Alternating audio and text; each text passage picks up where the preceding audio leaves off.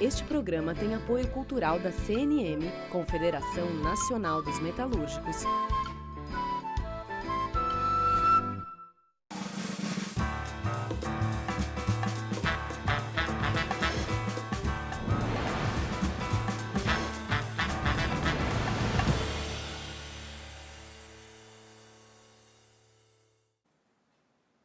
Olá, começa agora mais um Entrevistas, nestes tempos ainda de pandemia, com a entrevistada na casa dela e o entrevistador na minha casa. Uma entrevistada hoje muito especial.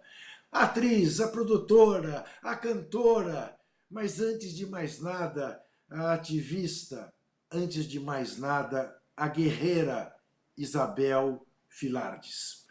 E como eu vou conversar com uma guerreira? E guerreiros também sonham.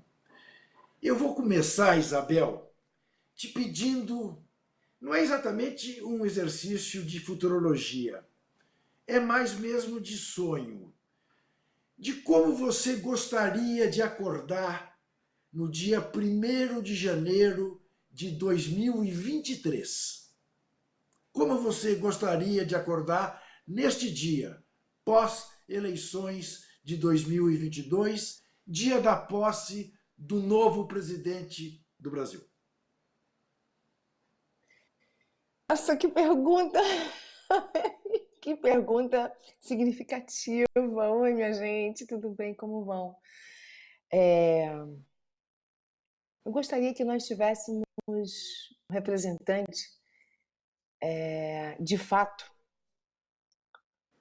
antenado com tudo que está acontecendo no mundo, antenado com as novas diretrizes de sustentabilidade climáticas, antenado voltado para a educação de verdade, com qualidade, com um sistema igualitário de educação, de fato.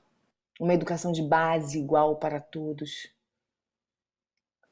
com leis um pouco mais justas e não tão separatistas, com um país um pouco menos racista, porque o racismo é algo que a gente não vai conseguir curar da noite para o dia, não são 2 anos que vão conseguir fazer a gente chegar nesse lugar. Eu estou falando sobre um ponto de vista bem amplo mesmo, né? Eu não quero pedir só para mim, não quero sonhar só para mim. Quando eu sonho para todos, porque se eu quero o meu bem, se eu quero o bem para os meus, para minha família, eu quero o bem para geral, porque quanto mais equilíbrio houver, melhor todos nós vamos estar, né? Então eu estou sonhando nessa grandiosidade aí, nessa proporção mesmo. Tá bem. Olha aqui. Isabel, em que medida o seu nome é uma homenagem à sua xará, a princesa? E em que medida você a admira ou não? Olha, Juca, o ato em si da libertação, aquela carta escrita e assinada, não foi de fato uma libertação, né? Já que no ato da assinatura daquela carta, os meus antepassados foram jogados ao léu, sem uma estrutura, sem um ir e vir decente, né? Quando você vai para a história de verdade que nos foi negada, e hoje a gente está tendo acesso ao que realmente foram os nossos antepassados arrancados dos seus seios, da sua naturalidade, da sua raiz, tiveram que esquecer seus nomes, separaram suas mulheres, seus filhos. Então, isso é muito sério, né? Hoje, por exemplo, eu teria outro nome. Hoje, provavelmente, eu não seria Teodoro, né? Provavelmente não. Então, são tantas as questões Eu não sei se eu, como é que eu vou nomificar isso, mas eu acho que a gente não, aquilo foi só um papel escrito e assinado. A gente vem lutando, a gente vem bravamente lutando contra um racismo estrutural e que vai levar um tempo para a gente conseguir colocar as coisas no lugar e fazer as pessoas entenderem que somos todos humanos e que a gente merece, que a gente merece estar ocupando os lugares que nos é de direito. Nós somos a formação desse país. Tem tantas coisas que são nossas, dos nossos antepassados nesse país. A língua, alguns costumes, pratos que se põe na mesa, a música, tanta contribuição que não se pode negar mais. Os melhores jogadores de futebol disparado, né? Eu sempre Sim, Isabel, Isabel, eu sempre digo isso porque as pessoas parecem que esquecem. De todos os jogadores brasileiros um dia eleitos, o número um do mundo, todos, só tem um branco, que é o Kaká. E foi o que reinou por menos tempo. Todos os demais, Didi, Garrincha, Pelé, Romário, os Ronaldos, o Gaúcho e o Fenômeno, o Rivaldo, todos negros. A Marta, mulher, negra, 6 vezes eleita melhor do mundo. E nós achamos que somos um país branco. É fantástico, é olha, fantástico.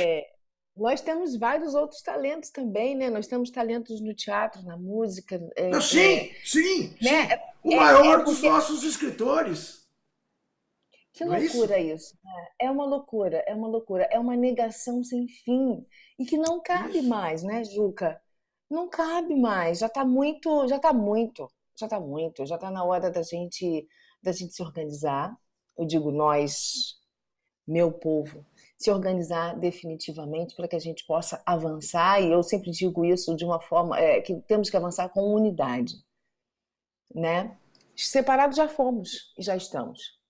E a gente viu que a gente avança, mas muito lentamente. Eu acho que quanto mais nós nos unirmos, tivermos uma voz, nós vamos conseguir avançar melhor. Mas não vamos conseguir sozinhos, porque nós não ocupamos esse espaço sozinhos. Nós precisamos de todos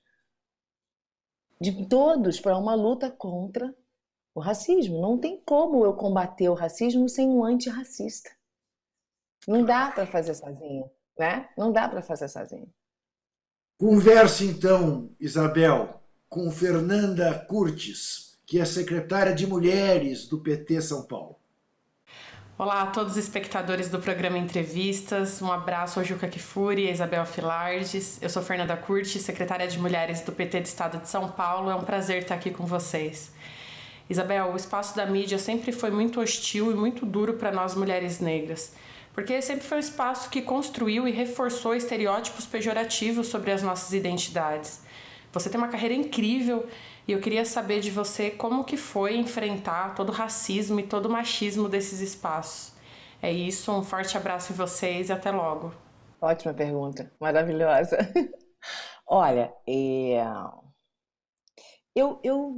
digo sempre que eu tive, mesmo dentro da minha condição, sendo mulher preta, eu tive alguns privilégios. Eu tive pessoas que, de fato, realmente acreditaram no meu talento, na força que eu tinha mesmo aos meus 18 anos. Então, eu tinha pessoas à minha volta que me protegia. Além da Sônia, né, que é minha mãe, minha empresária, minha assessora, que sempre andou comigo durante um bom tempo. Né? Eu comecei na televisão fazendo aos 18 anos, de 17 para 18, então eu tive que ter uma autorização para poder entrar em cena. E eu tive poucos eventos, eu estou sendo muito sincera, eu tive poucos eventos assim, escancaradamente machistas e racistas. Na época, 1992, na década de 90, racismo era uma palavra maculada. né? Você não podia falar, era uma coisa que você não falava, que você não argumentava, que você enfrentava no silêncio. Você não falava para você, você está sendo racista. Nós não tínhamos leis que nos protegiam, né? Nós víamos que estava sendo racista, mas a gente tinha que sempre tentar driblar e, de uma forma muito diplomática, se colocar, e foi assim que eu vim fazendo. Eu sempre ignorei o que eu estava vendo em alguns momentos, porque eu não tinha quórum. Hoje não. Hoje qualquer ato, injúria, eu tenho quórum, eu tenho uma lei que me protege e eu tenho um público e um povo que, se eu gritar, vai estar junto comigo. Então é completamente diferente, né? Mas ainda assim, eu tive alguns momentos, alguns eventos, e nunca deixei que isso me amargurasse, nunca deixei que isso me impedisse de seguir e continuar. Nunca permiti. Isso é um trabalho. Eu dou honras à minha família, aos meus pais, e também uma autoestima que existia em mim, mesmo garota, né? Muito forte, que não permitiu que isso me contaminasse e me deixasse abater. Senão eu teria parado no meio do caminho, né, Juca? Então, Isabel, eu sempre faço esse paralelo, ainda mais com esses dias sombrios que nós estamos vivendo no Brasil, que a arte sempre foi uma maneira de resistir. Né? Quer dizer, eu sou testemunha, eu vivi a minha adolescência e começo de vida adulta, e durante bom tempo de vida adulta, em plena Sim. ditadura, né? E vendo a arte brasileira resistindo, resistindo, resistindo. Em que medida você diria que a sua arte, né, o seu se descobrir artista, te deu esta força para resistir da maneira como você resiste? E não apenas, e aí o apenas bem entre aspas, porque é muito mais do que apenas, né? Na questão racial, na questão da defesa dos direitos da mulher, mas por tudo que você já atravessou, de ganhar de uma doença terrível, de ser guerreira com um filho especial. Em que medida a arte te segura, te sustenta e te alavanca para ir para frente? Eu digo sempre que a arte é um dom divino, é um dom dado pelo Criador. Porque você conseguir penetrar na emoção das pessoas e fazê-las transformar um pensamento não é qualquer coisa. É divino. É através do afeto, só com muito amor. Eu tenho muito amor e tenho muita gratidão à vida. Eu sou muito grata pelo que tenho, por quem sou, né? Eu sou grata. Quando eu descobri a arte e eu vi que não é para qualquer um, que é um dom dado, ser artista não é algo que você vai estudar numa faculdade, sabe? Ser artista é além disso. Ser artista é você entender que você tem essa capacidade de penetrar na alma, no coração das pessoas, na mente das pessoas e fazê-las pensar e fazê-las sair desse estado de realidade, ainda que momentaneamente, até mesmo às vezes para falar sobre uma realidade, mas não uma realidade tão dura, trazer um pouco de poesia, trazer um pouco de temperança, de esperança, de luz, de cor. É isso que me fez e que me faz mover e continuar e persistir e continuar. Quando eu passei pela possibilidade de ser impedida de falar naturalmente, de cantar, eu até mesmo de atuar, né? Eu passei por uma doença de pele muito difícil de ser diagnosticada, que me impediu de trabalhar durante um período e que me impedia e que me dificultava muito. Eu pensei, caramba, eu nasci realmente para fazer isso. E não fazer não me deixava respirar. Então vem daí. Então ser artista você pode sim aprender, elaborar melhor o seu dom. Elaborar o seu dom, ok. Você vai lá, você lê os filósofos, você entende um pouco de história, né? Você entende um pouco de filosofia, você lê um livro de Brecht, você, sei lá, tudo isso compõe um artista. Né? Você faz uma aula de canto, você faz uma aula de fono, uma aula de voz, são ferramentas, mas se você não tem a alma, você não permanece, porque é na alma que está a verdade. E o público entende isso. Ele capta isso. Ele pode até não dizer em palavras, mas ele entende. E é o público que vai fazer você permanecer ali também. As pessoas querem te ver, as pessoas querem te ouvir, as pessoas querem estar em contato com você. Acho que é isso.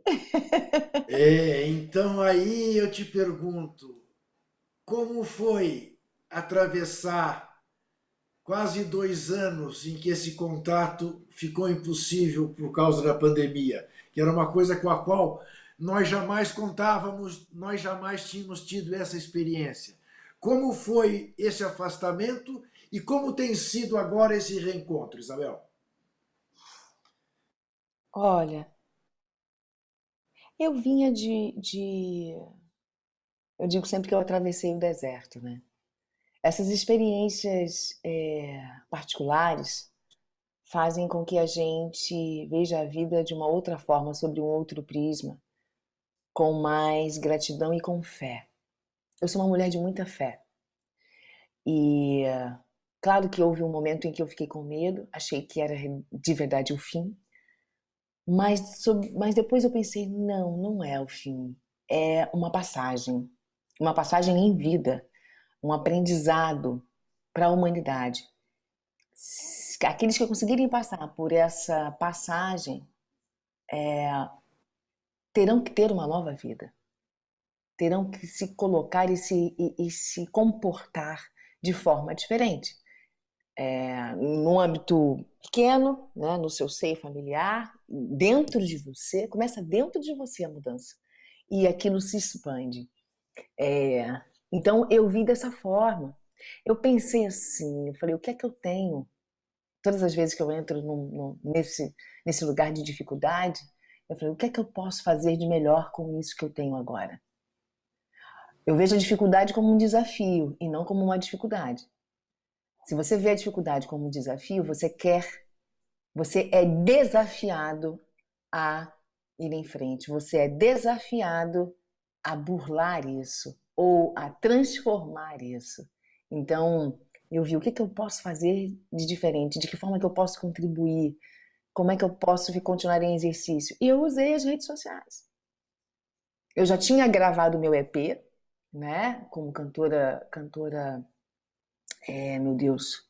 solo, e falei, como é que eu faço para continuar perpetuando e colocando a minha música e me colocando a serviço, à disposição. E eu usei as mídias sociais, me tornei influencer digital, que é esse o nome que se dá, e comecei a colocar conteúdos e falar sobre assuntos que as pessoas não querem falar ou esqueceram de falar sobre.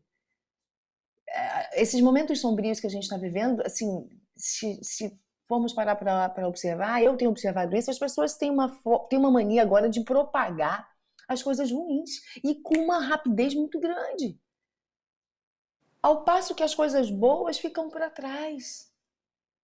Então eu me propus a falar de coisas boas. Então estava acontecendo uma loucura, um caos lá fora. E eu falei, aqui eu vou falar de coisa boa. Eu vou dar luz às coisas boas. Eu quero discutir assuntos que vocês possam ir para casa, voltar para casa de vocês, deitar a cabeça no travesseiro e pensar positivamente. A física quântica está aí para dizer para a gente que o pensamento positivo muda um estado, muda a sua atmosfera, muda a sua casa, muda as pessoas que estão à sua volta. Então eu sou uma propagadora de coisas boas, de pensamento positivo, enfim, de tudo aquilo que é luz. Por favor. Vamos fazer um rapidíssimo intervalo e voltamos em seguida com Isabel Cristina Teodoro Filardes. Até já.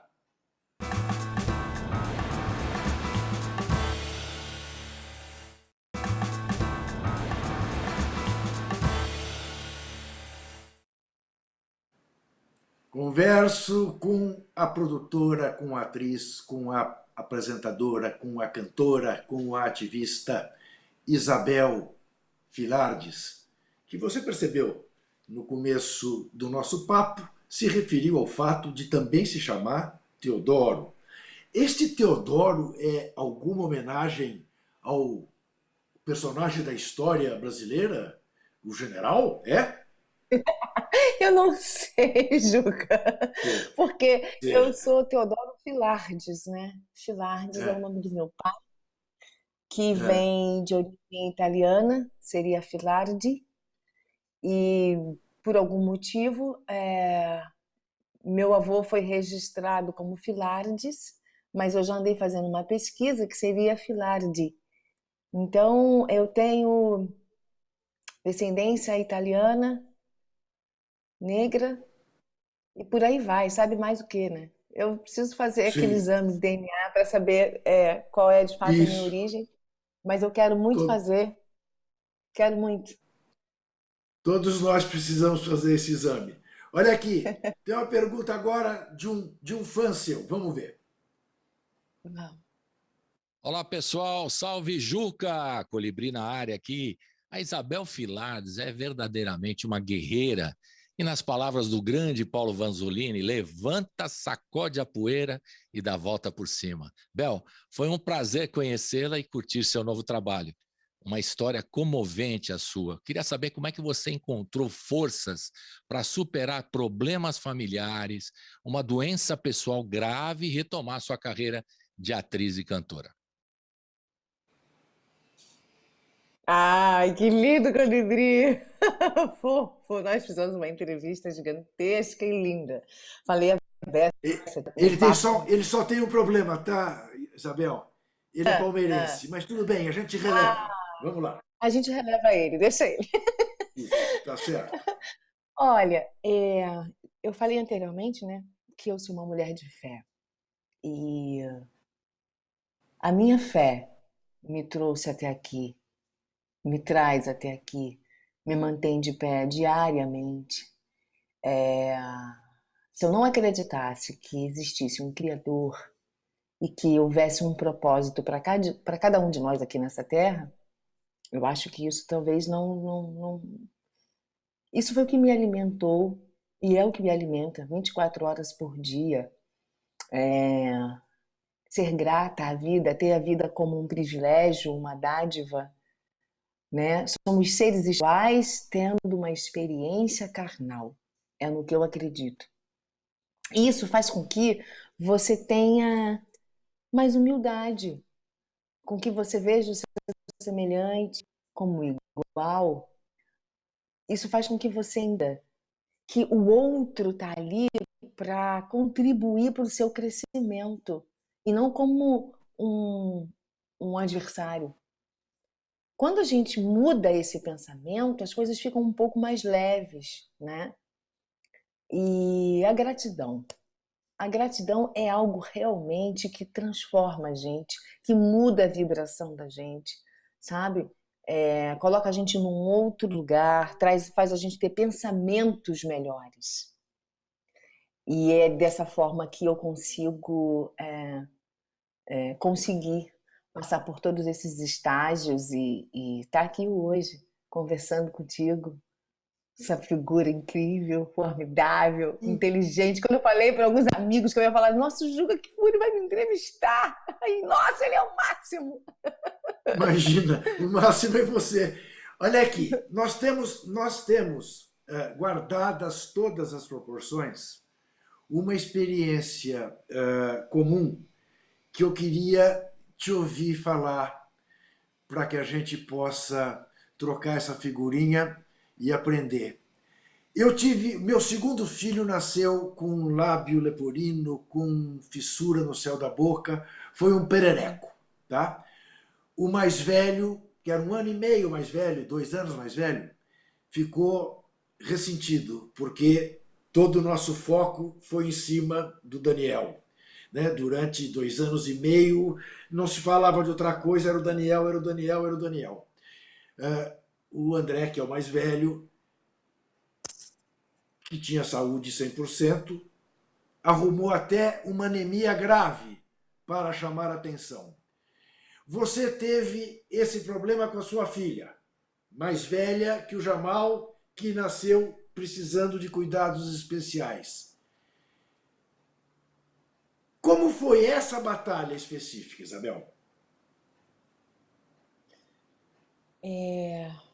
Durante o período em que o Jamal precisou de mais atenção, que foram os 2 primeiros anos da vida dele, né? Ana Luz tinha lá, eles têm quase 2 anos de diferença, né? Digamos que ele completou lá o seu primeiro aninho, ela quase 3, e assim por diante. A gente não percebe. Claro. A gente acha que está fazendo o certo, né? Que aquele ali precisa mais do que... E, de fato, Claro. precisa. Porém, muitas das vezes nós não temos ninguém à nossa volta que fale assim, olha, cuidado. Só dizer isso, cuidado, porque assim, é compreensível que aconteça esse falta de equilíbrio na hora de dividir o afeto, né? É só isso. E isso vai refletir ali na frente, emocionalmente, naquele que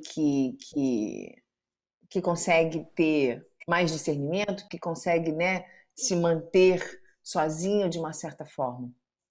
Vai refletir, tanto que a Ana Luz precisou eu só fui descobrir quando ela foi para terapia, mais velha, e aí sim veio tudo à tona e a gente conseguiu realinhar isso e colocar no seu devido lugar. Mas é duro, né? E isso pode acontecer com qualquer pai, com qualquer mãe. Então, se a gente está aqui hoje prestando um serviço, que seja um deles esse, dizer para o pai, mãe, por favor, prestem atenção, cuidado para não magoar o seu outro ou os seus outros filhos, né?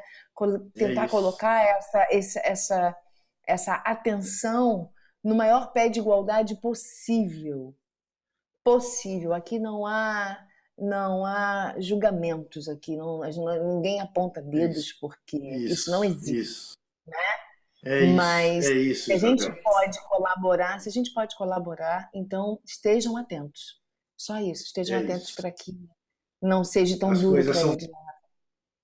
As coisas são tão parecidas, mas é isso mesmo, você tem toda a razão, e eu faço questão sempre que encontro alguém que esteja com problema, com filho e tal, dizendo, cuide, jogue-se em cima, mas não se esqueça dos outros, porque é isso mesmo, né? É um toque, e, né? Muito legal, muito legal. Isabel, eu lendo a seu respeito, eu te confesso que houve momentos assim que eu fiquei com preguiça só de pensar. Falei, mas essa menina, como é que pode? Como é que ela consegue? Né? E aí eu te pergunto, o fato de estar confinado esse tempo todo, pelo menos neste aspecto, ajudou o seu cansaço ou não? Piorou o seu estresse de ter que cuidar de tanta coisa? Ai, meu Deus! Piorou um pouquinho, né, Juca? Não tem como não. Porque veja você, ainda teve a questão de aula online, né? Para juntar. Porque quando os meninos vão para a escola, né, você tem aquele tempo ali livrezinho para você fazer alguma coisa. Durante quase 2 anos isso não houve, né? Não houve. Eu joguei a toalha. Teve um dia que eu cheguei, pedi uma reunião com as professoras online e eu falei, chorando aos prantos, eu falei, não aguento mais. Eu não estou conseguindo, eu estou prejudicando meu filho, eu não estou conseguindo ser uma mediadora para ele, porque na verdade é o que a gente se torna, né? Mediadores. Né? Caótico, assim. Mas elas me confortaram e me disseram que mesmo naquela loucura, ele conseguiu avançar. Elas conseguiram ver o meu filho mais seguro. Enfim, tiveram alguns ganhos, assim, tá? Mas eu joguei a toalha legal. Joguei a toalha, eu falei, não dá para mim não, gente.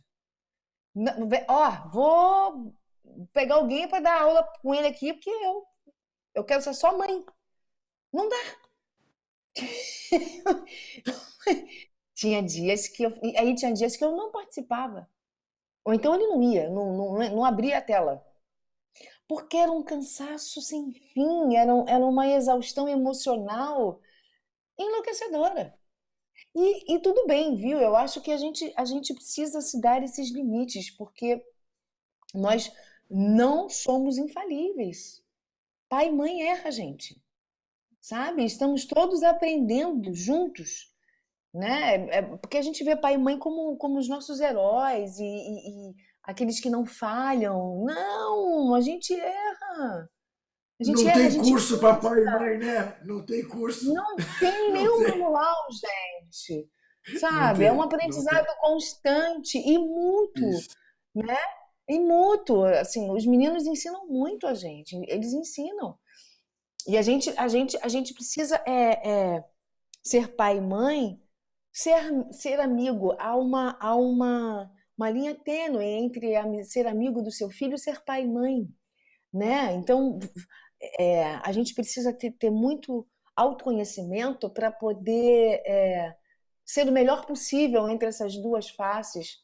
E eu acho que a gente tem que ter essas duas faces, porque a gente vai conseguir participar melhor da vida dos nossos filhos sendo dessa forma, né? Sendo só pai e mãe, mantendo essa distância de hierarquia muito severa, seu filho não vai confiar em você um tanto de dizer abertamente os conflitos enfim, as dificuldades na rua, na vida, falar de assuntos abertamente, falar sobre drogas, falar sobre sexo, falar sobre o que for, né? A gente precisa ter essa fluidez com os filhos para que eles possam chegar na fase adulta, conseguir fazer as melhores escolhas e ter a gente como um apoio. E ter a gente como Que referência e apoio. maravilha! Que maravilha, Isabel. Eu tinha certeza que a nossa conversa iria por caminhos não previstos no roteiro, né? Porque você imagina, vai conversar com a Isabel Filardes, não, vou falar muito de política e tal. Não, estamos falando de política. Não é nada mais político do que educar os filhos. Nada mais Muito. político. Mas você falou que pai e mãe são para nós os nossos heróis.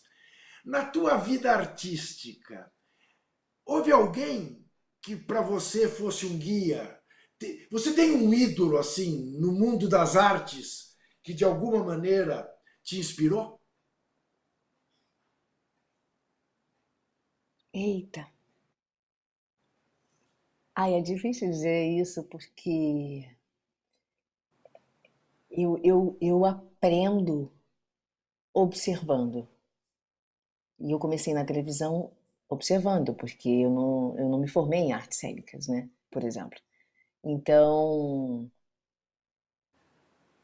ter Grande Otelo ao meu lado como meu pai Nossa. e, e ele me orientar desde a forma de como é que eu tinha que lidar com o meu roteiro, com o meu personagem, como é que eu tinha que me colocar diante do meu trabalho, do meu ofício, com os meus colegas, socialmente, politicamente, né?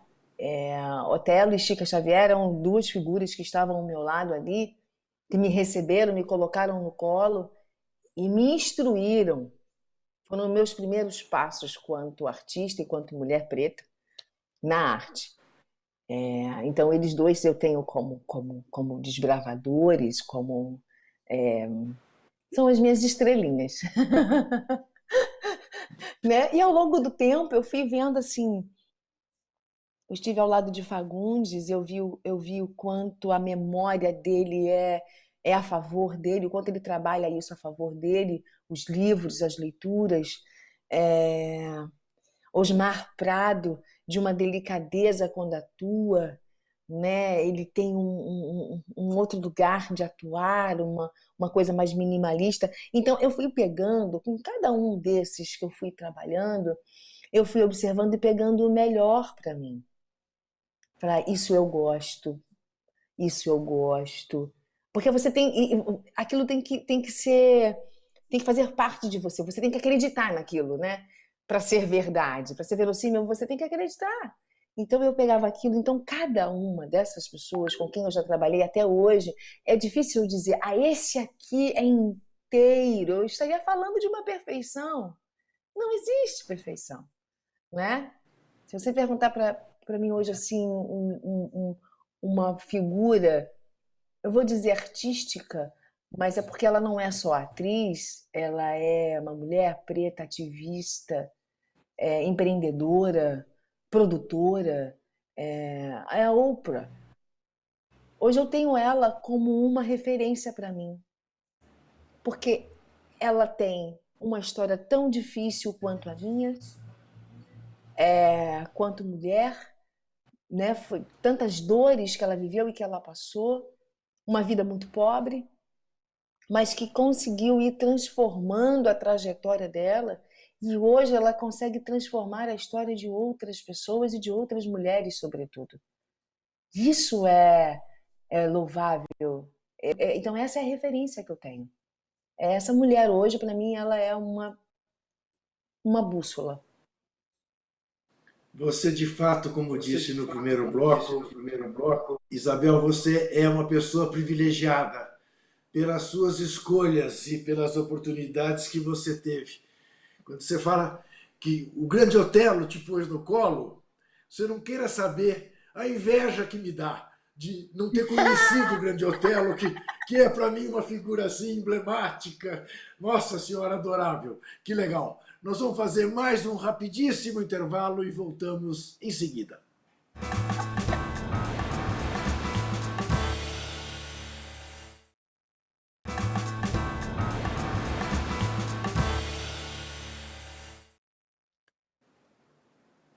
Converso com Isabel Filardes e quem tem uma pergunta para ela agora é a jornalista Nara Lacerda, do Brasil de Fato. Olá, Juca. Olá, Isabel. Olá a todo mundo que está acompanhando a gente aqui pela TVT. Isabel, com tantos anos de trajetória, certamente a questão da falta de representatividade não é uma novidade para você. Aliás, não é novidade para boa parte da população brasileira. Esse é um desafio muito presente no nosso dia a dia e que está muito presente também na nossa história. Na sua opinião, o que é que a gente tem que fazer a partir de agora para trilhar caminhos mais igualitários, para a gente sair dessa situação? A gente sabe que houve avanços nas últimas décadas, mas ainda tem muito chão pela frente. E a gente queria ouvir um pouco a tua opinião sobre esse caminho que a gente precisa trilhar. Essa é a nossa pergunta aqui do Brasil de Fato. Obrigada para todo mundo pelo espaço. Valeu, pessoal, e até a próxima. Adorei essa pergunta. Oi, Nara, deixa eu falar. São várias coisas que vão fazer com que a gente avance mais nesse caminho, né? A educação é a primeira delas. A educação de fato. Quando eu digo educação de fato, é uma educação onde nos livros constam de fato a nossa história, a história da nossa ancestralidade, não contando apenas a parte aonde o nosso povo foi escravizado, e sim falando de África com toda a realeza e com toda a grandeza que ela tem, com todo o berço que ela nos dá, com todo o berço que ela dá para a humanidade. Eu acho que nós temos lá, né, nos livros, todo mundo sabe sobre a Europa, sobre a Ásia, todo mundo fala muito bem, mas sobre a África.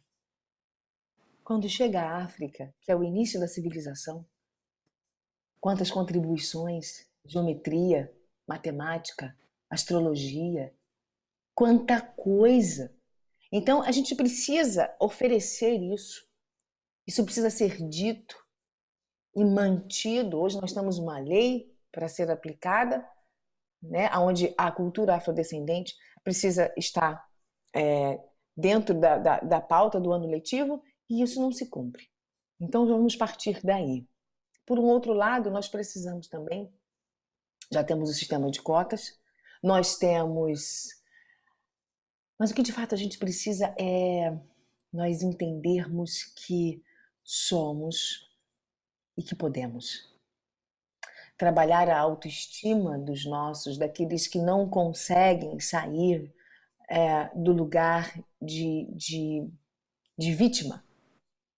A gente precisa sair desse lugar, precisa mudar o pensamento. Nós podemos ser vítimas em alguns momentos, mas nós não somos vítimas o tempo inteiro.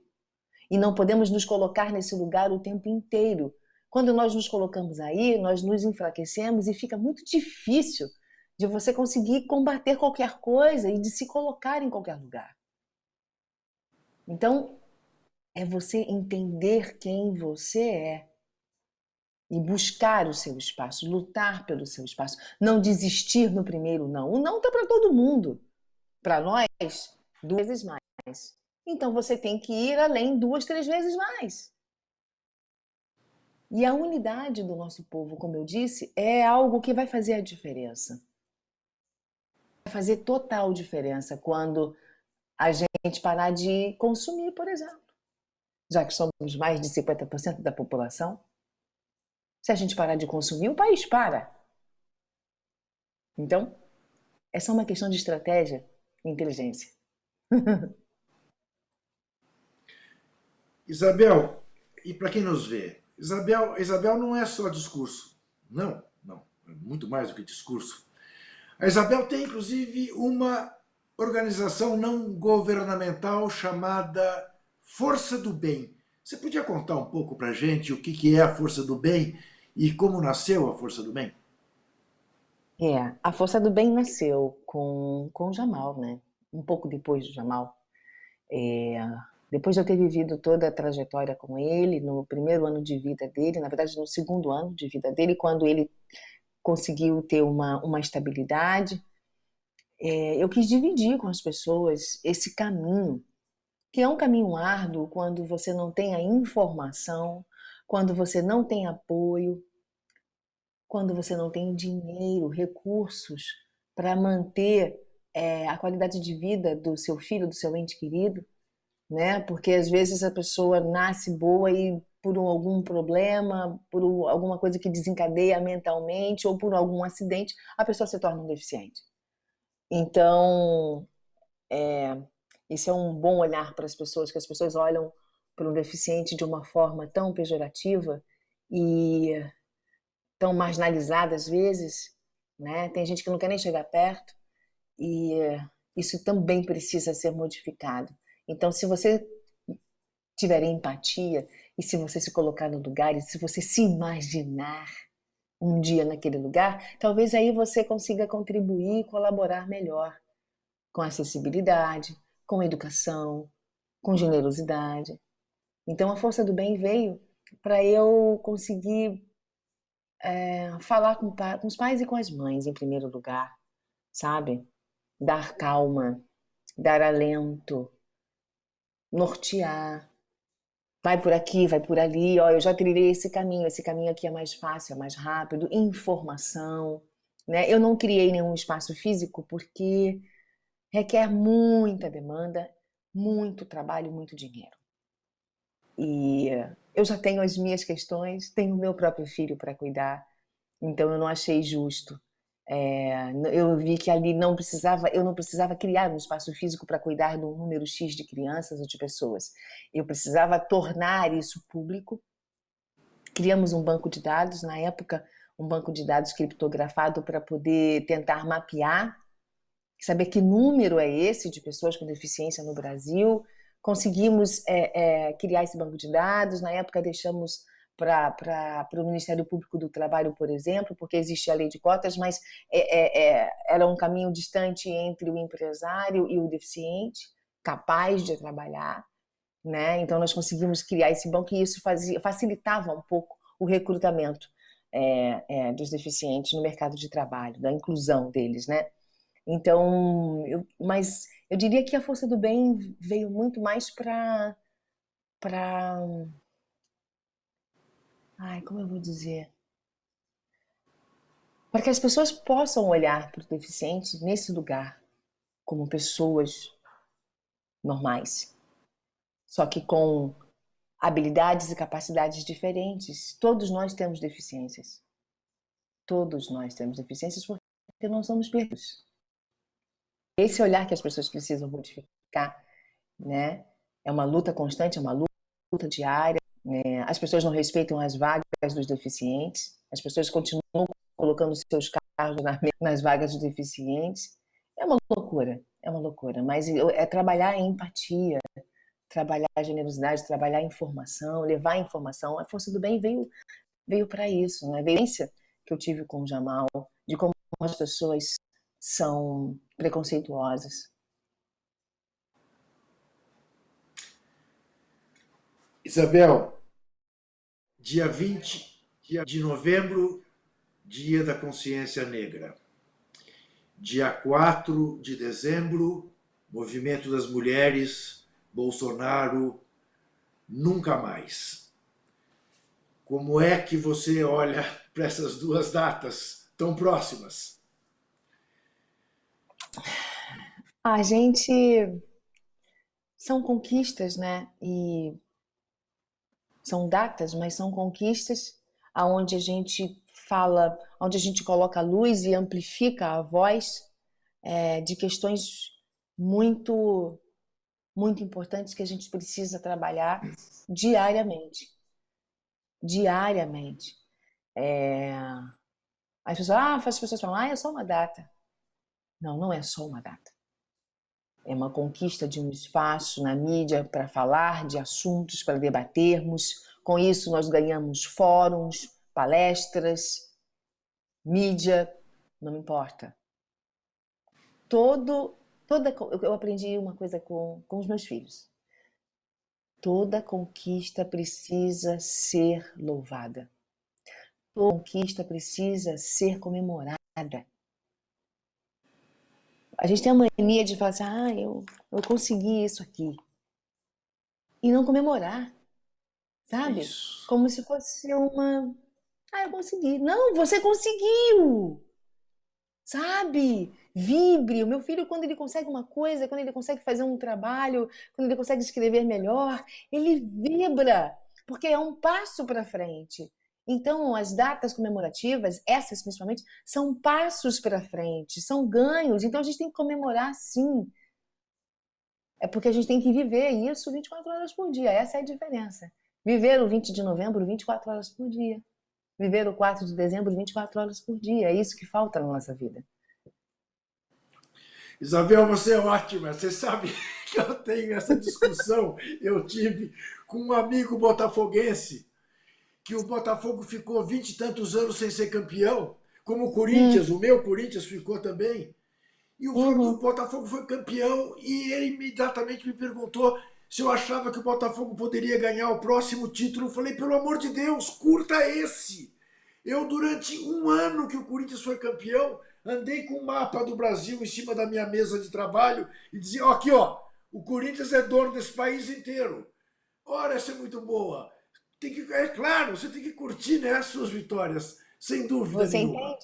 Entendeu? Isso chama-se ingratidão.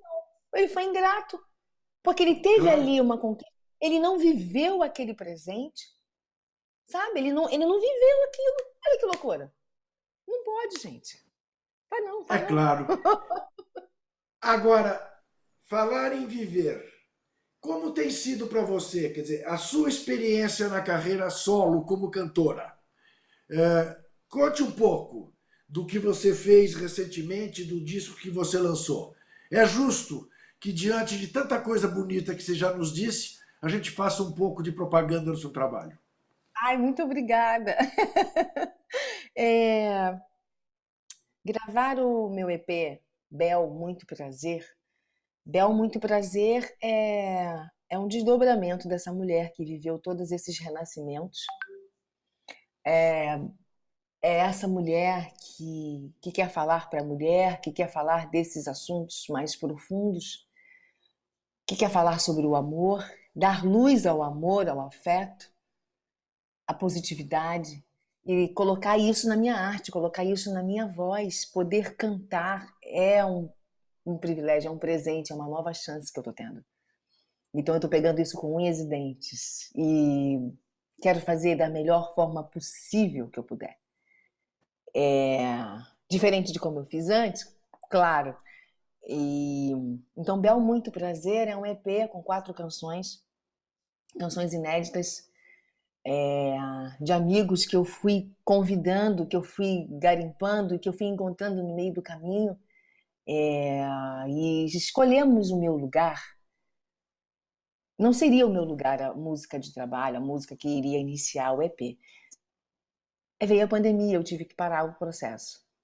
E durante a pandemia, durante toda essa revolução, para a evolução, o meu lugar é a música que cabe nesse momento. É uma música que conversa com qualquer povo, com qualquer lugar do mundo. O que ela diz, né? Estrangeira nesse mundo, eu tenho muito para dizer, essa sou eu. Se caso você não entender, a tradução está no seu coração. Saiba que esse não é o fim.